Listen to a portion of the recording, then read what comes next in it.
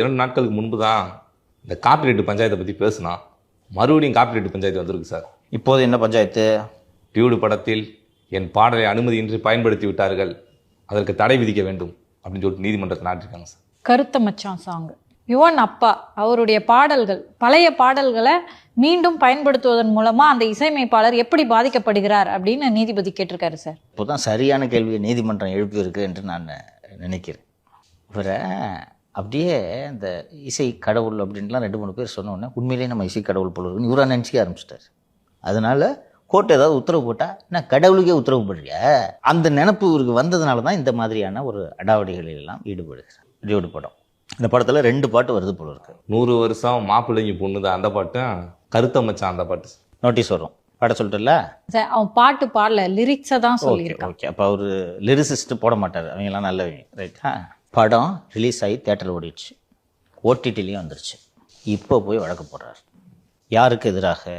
இந்த படத்தின் தயாரிப்பு நிறுவனத்திற்கு எதிராக வழக்கு போடுகிறார். இப்போ இதில் யார் யாரெல்லாம் பார்ட்டியாக சேர்க்கணும்பா?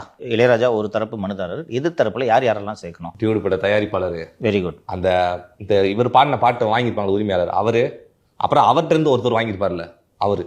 கரெக்டாக சொல்லிட்டான். இவனுக்கு ஒன்றும் சட்டமும் தெரியாது, ஒன்றும் தெரியாது, கரெக்டாக சொல்லிட்டான். சரி, படத்தோட தயாரிப்பாளராக எதிர்மனுதாரராக சேர்க்கணும்னு சொல்கிறது ரைட்டு. நீ வேற யாரோ காப்பிரைட் உரிமை வச்சுருக்கவங்களெல்லாம் இப்போ எதிர்மனுதாரராக சேர்க்கணும்னு சொல்கிற? நீங்கள் தான் முன்னாடி சொன்னீங்களே 2 பேத்துக்கு வந்து அந்த ஷேரிங் அப்படின்லாம் வரும்னு சொல்லிட்டு. ரைட்டா? கரெக்டு. அப்போது ஒரு கேஸு போடுறீங்க.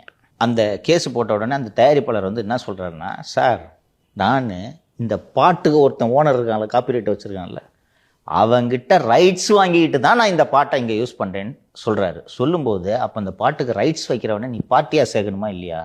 சேர்க்கலை. அந்த பாடலின் உரிமத்தை வைத்திருக்கும் நிறுவனம் சோனி நிறுவனம், ஓகேவா? சோனி நிறுவனத்தை எதிர்மனுதாரராக சேர்க்கணுமா இல்லையா? சேர்க்கணும். சேர்க்காமையே கேஸ் போடுறது. இதோட நோக்கம் என்னன்னு சொல்லு. எப்படியாவது காசு அமௌண்ட் தேத்தணும் சார்.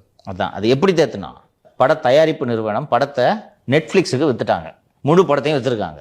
முழு படத்தை ஒரு 5 கோடிக்கு விற்றுருக்காங்கன்னு வச்சுக்கோம். இப்போ அதுலேருந்து 2 பாட்டை எடுன்னு சொன்னேன்னா நெட்ஃப்ளிக்ஸ் நிறுவனம் நான் கொடுத்த 5 கோடியில் 1 கோடி திருப்பி கொடுன்னு தயாரிப்பாளர்கிட்ட கேட்குமா கேட்காதா? இப்போ தயாரிப்பாளர் நான் ஏன் தலைவலியாக இருக்குந்தா உனக்கு எவ்வளோயா வேணும்னு கொடுப்பாங்களே. இதுதான் நோக்கம்.